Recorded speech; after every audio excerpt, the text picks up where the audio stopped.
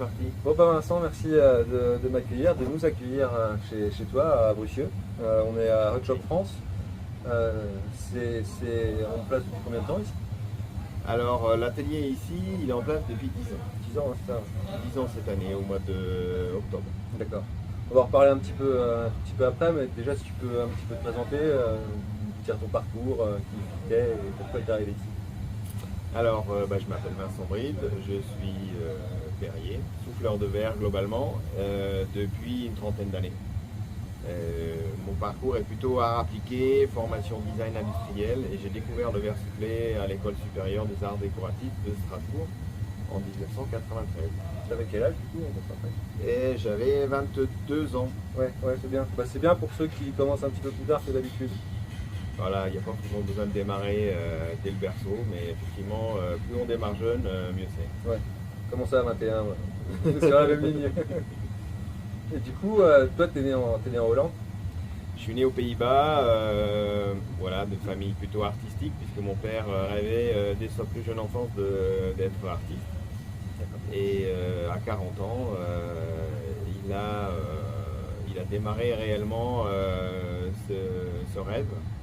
Donc il est venu s'installer en France, il s'est construit un atelier et son quotidien s'est rempli de préoccupations plutôt artistiques, voilà, donc sculpture, peinture, dessin. Ouais, donc une grosse source d'inspiration. Plutôt un terreau favorable. Donc moi quand à 16 ans je lui ai dit je veux faire du dessin, il m'a dit roule. Ouais, c'est bien. Donc j'ai commencé par un bac d'art appliqué, un BTS de design industriel, et puis après voilà, à 22 ans je me sentais un petit peu trop jeune encore pour rentrer dans un bureau d'études avec des vieux. Je m'étais dit bon, j'attends un peu. Je peux comprendre. Et du coup je m'étais dit je vais aborder la création, le design peut-être d'une manière un peu plus ouverte en rentrant dans une école d'art. Et donc j'ai fait le concours à Strasbourg, je suis rentré en deuxième année et du coup j'ai pu un peu faire le tour des différents ateliers parce qu'en fait la deuxième année c'est l'année où tu choisis vraiment ta spécificité pour la troisième, quatrième, cinquième année. Et il y a un atelier de verre dans cette école? Et il y a un atelier de verre dans cette école toujours aujourd'hui et en 93 j'ai eu le flash, j'ai rencontré un verrier québécois qui s'appelle Gilles Desaulniers qui s'appelait puisqu'il n'est plus de ce monde. D'accord. Et il a vu des étoiles dans mes yeux. Ouais. Et du coup, il a dit allez, c'est bon, viens. Et donc, c'est lui qui m'a permis de souffler pour la première fois. Ah, d'accord. Ok. Et après ça, tu as fait d'autres études ou les études ensuite ont commencé, on va dire. Ouais. Puisque quand on met un pied dans le monde du verre, on démarre un long apprentissage. Ouais, ce que j'expliquais tout à l'heure, je disais qu'il fallait une bonne dizaine d'années. C'est ce qu'on nous dit en général. Pour acquérir les bases. Ouais, voilà, pour se considérer à peu près comme souffleur de verre. Voilà, donc disons que au bout de 10 ans, mais c'est un peu comme tout, les instruments de musique, je sais pas, tu commences à jouer du piano au bout de 10 ans, tu maîtrises un peu ton truc. Le verre c'est un peu pareil, c'est vrai que le verre soufflé est quand même assez technique quoi. En comparaison avec d'autres approches du verre, le thermoformage, le fusing. Voilà, la pâte de verre, le vitrail, c'est des choses qui sont plus facilement maîtrisables en termes globalement sur les bases. C'est vrai que le verre soufflé, il y a quand même une grosse partie gestuelle et maîtrise de la matière en fusion qui est quand même très très complexe. Mais tout ça pour dire que l'apprentissage il se poursuit, ça fait 30 ans là en ce moment là que je suis dans le verre on va dire. Et je découvre encore tous les jours des facettes du verre. C'est vraiment un matériau très complexe et c'est ça qui est bien. Ouais, bien sûr.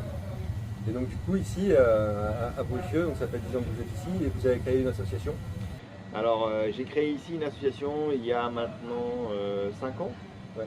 Donc au début c'est une association qui avait très peu de moyens. Bon, elle a toujours très peu de moyens et c'est souvent le propre d'une association, mais en tout cas depuis cette année seulement on commence à structurer l'association, à revoir les statuts pour que ce soit vraiment un peu une machine opérationnelle. Ouais. Mais l'idée de créer cette association, c'est surtout pour fédérer les verriers, pour les rassembler, pour les sortir, pour les aider à sortir de l'isolement. Tu trouves que c'était un besoin en France? Non, mais carrément. C'est un pléonasme. En fait, le problème des verriers, c'est que souvent ils travaillent un petit peu en fusion, on va dire, avec la matière. Donc il y a un lien très très fort entre le verrier et son matériau. Et c'est souvent des toutes petites équipes parce que il y a une économie qui est très très fragile. On est très énergivore et du coup, je crois que 100% des verriers souffleurs sont confrontés à la problématique des tarifs de l'énergie et des matières premières. Donc quand on a un four qui tourne chez soi, c'est un peu comme un boulet au pied, quoi. C'est-à-dire que, on peut plus faire autre chose que de produire. Ouais. Et comme souvent c'est des mini-structures de une ou deux personnes, il n'y a pas le temps de faire de la com, il n'y a pas le temps de faire du commercial, il n'y a pas le temps de développer des relations avec les clients, d'aller s'occuper du commercial et d'aller vendre, d'aller sur des salons, des marchés, d'aller faire de la gestion. Et souvent il y a énormément de choses qui sont oubliées, ce qui fait que c'est des entreprises qui souffrent. Ouais. Donc moi je m'étais rendu compte de ça réellement en 2009. Après 10 années de pratique, parce que avec la crise de 2009, j'avais plus d'apprentis, plus d'assistants, je me suis retrouvé tout seul, parce qu'ils voulaient tous gagner de l'argent, ils sont allés travailler à gauche, à droite, ils ont changé d'activité, et je me suis retrouvé tout seul, donc j'ai éteint mon four et j'allais souffler dans les ateliers de confrères, consoeurs, un peu en France, en Europe, en fonction de ce dont j'avais besoin. Donc et je me suis rendu compte à ce moment-là, j'ai fait ça de 2009 à 2014. C'est les 5 années où j'ai réussi à gagner ma vie. D'accord. Ouais. C'est quand j'ai coupé mon four. Et du coup, moi à l'époque j'étais administrateur aux ateliers d'art de France et j'ai essayé d'impulser un peu cette idée, enfin cette découverte, c'est pas vraiment une découverte, mais en tout cas ce constat qu'il faut développer la mutualisation et il n'y a que comme ça qu'on peut s'en sortir. Donc ça a mijoté dans ma tête et en 2014, quand j'ai trouvé ce grand bâtiment de 600 mètres carrés, je me suis dit c'est le lieu où on va pouvoir le faire. Et donc l'association elle est née quelques années après et aujourd'hui on va dire qu'il y a une trentaine de verriers qui sortent de la zone rouge et qui peuvent vivre dignement de leur travail. Ouais, c'est génial. Parce que quand ils viennent souffler, ils savent ce qu'ils ont à faire, ils ont des commandes, ils savent combien ils vont rentrer, ils savent combien ils vont dépenser. Ouais. Il faut dire aussi que l'atelier est louable vraiment, enfin les prix sont vraiment fair, enfin sont vraiment justes quoi. Parce que l'association elle a but non lucratif, c'est ça? Forcément, c'est une association à but non lucratif. L'idée c'est pas de gagner de l'argent. L'idée c'est de faire la promotion de l'art verrier, d'aider les verriers à vivre de leur travail et à mettre en commun les problématiques, échanger ensemble sur les problèmes qu'on rencontre tous les jours. C'est un peu l'objectif de se fédérer ensemble, de se retrouver à certains moments ensemble. Et après, chacun rentre chez lui, dans son atelier. Voilà. C'est-à-dire que vous avez quand même du beau matos ici et vous faites aussi des initiations pour les gens. Alors bien évidemment, on fait de l'initiation. Notre credo, c'est partager notre savoir-faire, partager les idées, mettre en commun les problématiques, etc. et les solutions surtout. Et initier, c'est-à-dire transmettre. Donc moi c'est comme ça que j'ai appris le métier. Je suis pas fait d'école du verre. Aux Arts Déco à Strasbourg, on n'apprenait pas à souffler du verre. Dans les écoles d'art, il n'y aura jamais. Il y avait à l'époque, en tout cas je ne sais pas comment c'est aujourd'hui, mais il n'y avait aucune information sur la technique du verre. Voici un four, démerde-toi, réinvente le verre à ta manière. Et du coup, moi c'est vraiment dans les ateliers que j'ai appris auprès des verriers. Et du coup, je me suis dit, si moi j'ai appris comme ça, je suis peut-être le verrier le moins diplômé de France, en tout cas dans le verre. Et je me suis dit, il faut donner la chance aux gens d'avoir ce déclic que j'ai eu, que beaucoup ont eu, comme toi aussi. Donc on consacre aujourd'hui, en ce moment là, depuis presque un an, on consacre une journée par semaine à la transmission. D'accord. C'est-à-dire que des particuliers qui viennent, qui veulent découvrir le travail du verre, qui s'inscrivent, ils passent une journée avec nous, on fait des petits groupes de 4 à 8 personnes. Ah, c'est bien. Vous faites aussi des démonstrations devant des gamins, vous en avez hier, des gens des écoles qui viennent? Alors on a des écoles qui viennent, on a des partenariats avec des écoles, avec des municipalités, en l'occurrence en ce moment avec Villefranche-sur-Saône, donc on a une quinzaine de classes qui viennent sur des demi-journées, on les accueille, on leur fait des démonstrations, on leur explique le travail du verre, l'histoire du verre. On les fait dessiner parce qu'on leur dit bah, aujourd'hui c'est vous les artistes, donc dessinez-nous, on leur donne un thème. Ils nous font des dessins incroyables et on passe une demi-journée mais excellente. Les gamins ils s'en souviennent et souvent ils reviennent après quand on a des week-ends portes ouvertes avec les parents. Et puis parfois ça suscite des vocations. Effectivement, moi j'ai des copains, ils ont été voir des verriers quand ils étaient gamins et ça les a fait rêver et ça les a drivés justement pour devenir verriers à leur tour. C'est bien, il faut qu'il y ait des endroits comme ça. Déjà, il n'y a pas beaucoup d'ateliers en France. Il y a encore moins d'ateliers qui sont ouverts au public. Nous, on est un peu en race campagne, mais on a quand même quelques moments un peu assez ponctuels dans l'année où on ouvre nos portes. On a une communication qui commence à être de plus en plus établie et de plus en plus large. Là, par exemple, la dernière porte ouverte qu'on a fait au mois de décembre, on a ouvert pendant une journée, on a eu 600 visiteurs. Donc je pense qu'il y a un réel succès, un réel engouement et une vraie demande. Ouais, c'est bien parce que ça participe à la communication en France qui est nécessaire et cruciale. En fait, il y a une grosse demande de ces métiers de découverte, de ces métiers qui sont des métiers authentiques. Le verre, c'est un métier, c'est un matériau. C'est pas un métier, le verre, c'est un matériau qui existe depuis très très longtemps. Le verre soufflé, c'est un métier qui existe depuis 2000 ans. Et ce qui est incroyable, c'est qu'on travaille toujours comme il y a 2000 ans en fait. On a des fours qui sont réglés aujourd'hui au centième de degré, mais au niveau du travail en lui-même, le gestuel, c'est la même qu'il y a 2000 ans. Les outils avec lesquels on travaille, c'est les mêmes qu'il y a 2000 ans. Donc c'est ça qui est bien, c'est qu'il y a un côté intemporel un petit peu qui fait que, voilà, surtout dans ce monde aujourd'hui où tout est binaire et de plus en plus abstrait et virtuel, les gens ils ont besoin de choses concrètes et d'authenticité. C'est vrai. Et puis c'est vrai que il y a des choses à sauver quoi. Quand j'étais à Baccarat, je voyais plein de dessins qui dataient de 1900, 1800. Je suis pas sûr qu'il y ait encore des mecs qui savent faire ces pièces-là. Il y a un petit peu de savoir-faire qui part. Il y a aussi une grosse culture industrielle en France. C'est un petit peu un renouveau quand même d'avoir des ateliers comme le tien où justement on peut parler de verre de manière créative, d'artisanat d'art, d'artistique.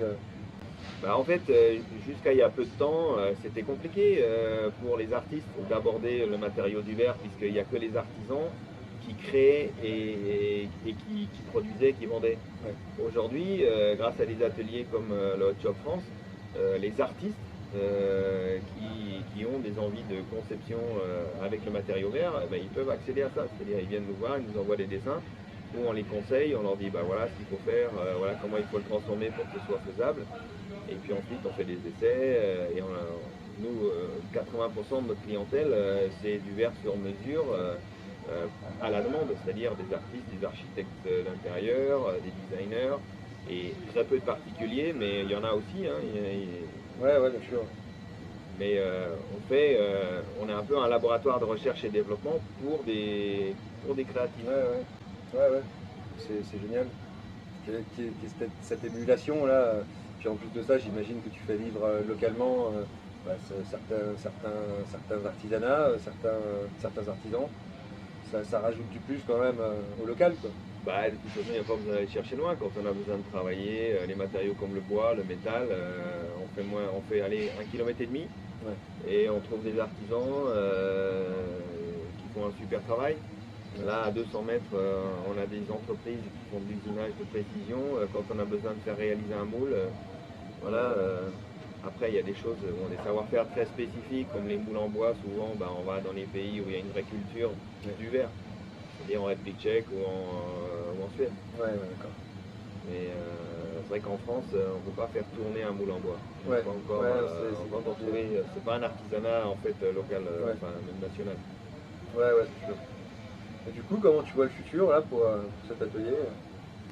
Le futur, je le vois plutôt en verre, on va dire, parce qu'on manque déjà un peu de place, on a de plus en plus de demandes d'artistes qui veulent faire réaliser des pièces en verre.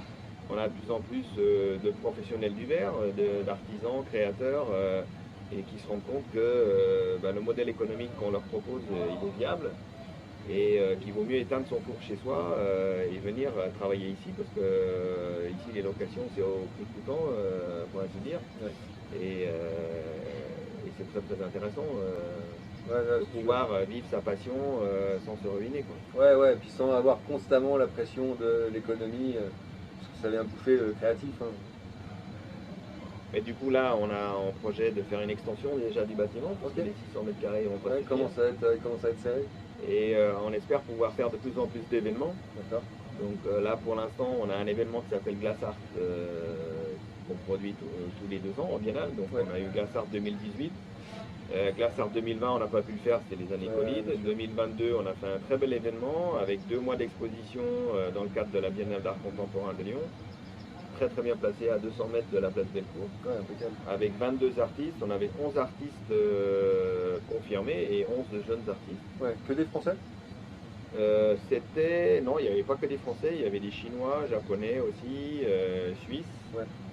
Mais voilà, c'est assez international, mais pour l'instant, enfin là, c'était le début. Ouais. Là, on est en train de préparer la version 2024 qui aura toujours lieu dans le cadre de la Biennale d'art contemporain de Lyon. Et on prévoit d'élargir un petit peu plus sur l'international. Ouais, d'accord. Et parce que il faut aller chercher des talents de partout. Ouais, ouais. Et l'idée c'est de montrer aussi un petit peu au public ce qui se fait. Donc quand on va chercher dans des pays un peu différents, on trouve des techniques, des approches, des sensibilités différentes. Et comme en 2022, on va refaire aussi une conférence, on va faire encore des démonstrations et un événement, une performance pendant la fête des Lumières à Lyon. D'accord. Voilà, donc bien évidemment, les cotisations de l'association ne vont pas suffire, donc on est en recherche de financeurs. Et donc vous qui nous regardez, qui nous écoutez, voilà, on est une association d'intérêt général, donc tous les dons sont défiscalisables pour les particuliers à hauteur de 66% et pour les entreprises à hauteur de 60%. Donc voilà, si vous voulez soutenir notre projet, vous êtes les bienvenus. Alors encore un grand merci à Vincent pour le temps qu'il aura passé à répondre à mes questions. J'espère que ça vous aura intéressé, c'est quand même quelqu'un de très intéressant. Et enfin, si vous avez la moindre question ou le moindre commentaire à faire, n'hésitez surtout pas, j'y répondrai du mieux possible. Et puis avant de vous laisser, eh ben, je vais vous demander de liker, partager et de faire vivre un petit peu la chaîne pour répandre un petit peu la bonne parole du verre. Je vous remercie et à bientôt. Ciao, ciao.